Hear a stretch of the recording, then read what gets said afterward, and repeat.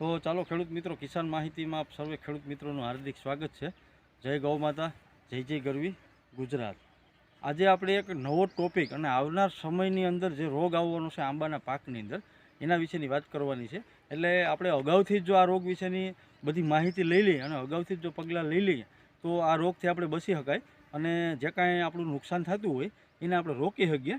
એટલા માટે આપણે અગાઉથી જ આ વિડીયો આપણી યુટ્યુબ ચેનલ કિસાન માહિતી 7398માં મૂકતા હોય એટલે અગાઉથી આપણે આ વિડીયોને શેર કરવાનો છે. એટલે બધા ખેડૂત મિત્રો જેમ બને એમ આ વિડીયોને શેર કરજો, જેથી કરીને બધા ખેડૂત મિત્રો સુધી જે આંબાના બગીચાનું વાવેતર કરતા હોય એ બધા ખેડૂત મિત્રો સુધી આ વિડીયો પૂગી જાય. એટલે વિડીયો સારો લાગે તો લાઇક કરજો, શેર કરજો અને સબસ્ક્રાઈબ કરવાનું ખેડૂત મિત્રો ભૂલતા જ નહીં.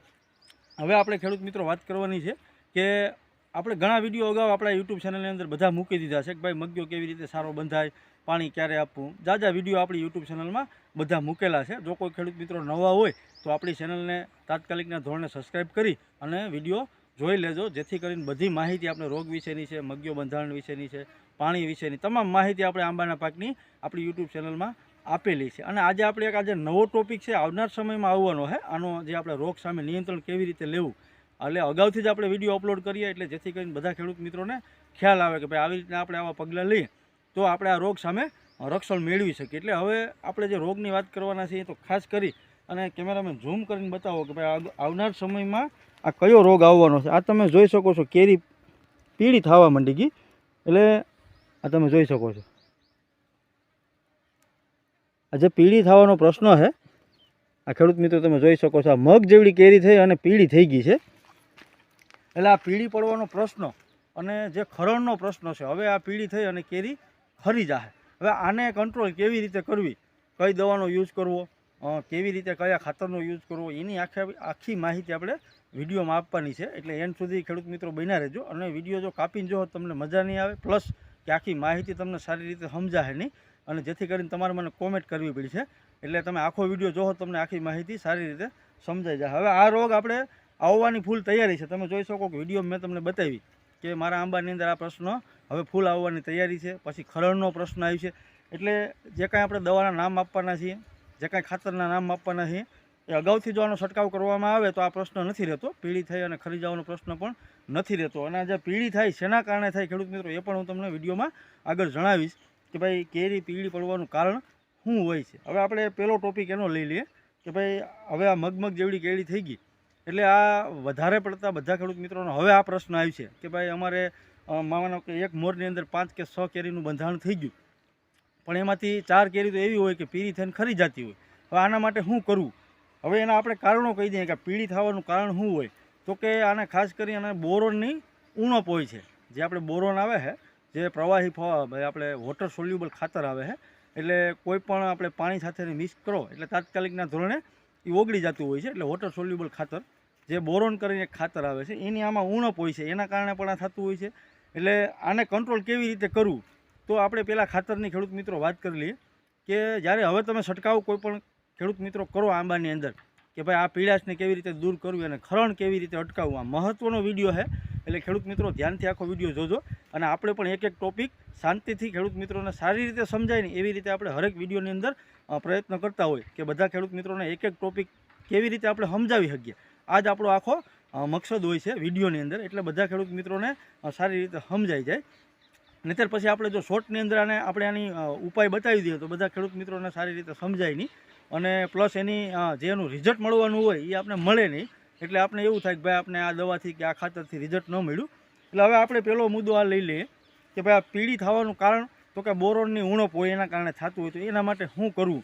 તો ખેડૂત મિત્રો કોઈ પણ આપણે ખાતરનો ડેપો હોય અથવા તો કોઈ એગ્રો સેન્ટર હોય એની અંદર તમે જાઓ એટલે તમારે પાવડર ફોર્મની અંદર જે બોરોન કરીને આવે વોટર સોલ્યુબલ ખાતર બોરોન, આને તમારે લઈ લેવાનું છે.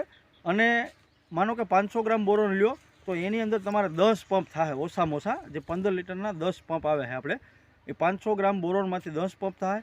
અને એની સાથે તમારે બીજું કયું ખાતર મિક્સ કરવાનું છે તો જે કેલ્શિયમ નાઇટ્રેટ કરીને ખેડૂત મિત્રો ખાતર આવે છે, કેલ્શિયમ નાઇટ્રેટ. આ ધ્યાનથી ખેડૂત મિત્રો નામ સાંભળજો. છતાં હું વિડીયોમાં પણ એના નામ એડ કરી દઈશ જેથી કરીને બધા ખેડૂત મિત્રોને સારી રીતે સમજાઈ જાય.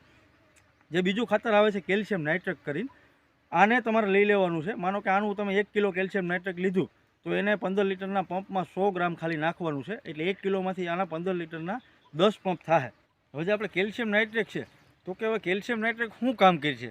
ઘણા ખેડૂત મિત્રોના પ્રશ્ન હોય કે ભાઈ કેલ્શિયમ નાઇટ્રેટની આંબાની અંદર શું જરૂર છે? તો કેલ્શિયમ નાઇટ્રેટ આપણે ઘણા પાકની અંદર આપણે યુઝ કરતા હોય. તમને ખ્યાલ હોય તો કે ભાઈ મગફળીનો પાક છે, જ્યારે એમાં નાના નાના મગિયા હોય ત્યારે આપણે કેલ્શિયમ નાઇટ્રેટનો યુઝ કરતા હોય. તો એ શું કામ કરે કે ભાઈ નાના મગિયા હોય એને ડોડવામાં રૂપાંતર કરતું હોય.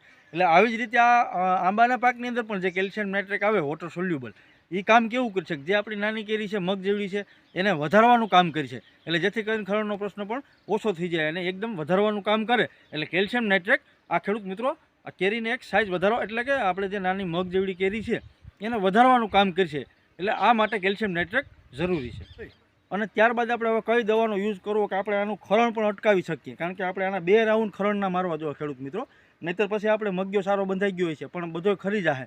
એટલે આપણે ખરણ કેવી રીતે અટકાવવું ને એના વિશેનો જે દવા છે આ ખાસ તમે ખેડૂત મિત્રો યાદ રાખજો કે જે દવા છે પ્લાનોફિક્સ કરીને બાયર કંપનીની એક દવા આવે છે, પ્લાનોફિક્સ. હવે આનો છંટકાવ કેવી રીતે કરવો અને કયા સમયે કરવો? તો પ્લાનોફિક્સ દવા એવી છે કે જ્યારે આપણે બોરોનનો છંટકાવ કરો, કેલ્શિયમ નાઇટ્રેટનો છંટકાવ કરો, એની સાથે જ તમે એને કરી શકો, જેથી કરીને મગ જેવડી કેરી હોય ત્યારે એક એનો છંટકાવ કરવાનો હોય છે. અને બીજો છંટકાવ જ્યારે ચણાથી થોડીક મોટી થઈ જાય ત્યારે કરવાનો હોય છે, એટલે કે સોપારી જેવડી થાય ત્યારે પણ એનો છંટકાવ આપણે કરી શકીએ. એટલે 2 છંટકાવ જો પ્લાનોફિક્સના પણ સાથે કરવામાં આવે તો ખરણનો પ્રશ્ન 70થી 80% આપણે રોકી શકીએ. આના રિઝલ્ટ પણ આવેલા છે આ દવાના, અને ઘણા ખેડૂત મિત્રોને આપણે રિવ્યૂ પણ આવેલા છે. હવે આપણે ખેડૂત મિત્રોને એ પણ સમજાવી દઈએ કે પ્લાનોફિક્સનો પ્રમાણ કેટલું રાખવું. તો કે 15 લીટરના પંપની અંદર ખાલી 5 ml ખેડૂત મિત્રો પ્લાનોફિક્સ દવા જે બાયર કંપનીની આવે છે આને તમારે ખાલી 5 ml નાખવાની છે, ખાલી 15 લીટરના પંપમાં 5 ml. અને સાથે તમારે બોરોન અને કેલ્શિયમ નાઇટ્રેટ, અગાઉ મેં તમને એની માહિતી પણ આપી દીધી. એટલે આનો સાથે તમે છંટકાવ કરી દો એટલે આપણે ખરણનો પ્રશ્ન અટકી જાય. પ્લસ આપણે જે વિડીયોમાં આગળ બતાવ્યું આ મારી આંગળી બરોબર કે જે પીરી કેરી મગ જેવડી થાય અને ખરી જતી હોય, આની સામે આપણે 80થી 70% આપણે રિઝલ્ટ સારામાં સારું ખેડૂત મિત્રો મળશે. એટલે આ ખેડૂત મિત્રો આપણી અગાઉથી જે માહિતી હતી આંબાના પાક વિશેની, મેં તમને આખી માહિતી સારી રીતે સમજાવવાનો પ્રયત્ન કર્યો. હવે તમને આ વિડીયો સારો લાગ્યો હોય તો ખેડૂત મિત્રો લાઇક કરજો, વિડીયોને શેર કરજો અને સબસ્ક્રાઈબ કરવાનું તો ખેડૂત મિત્રો ભૂલતા જ નહીં. જય ગૌ માતા, જય જય ગરવી ગુજરાત.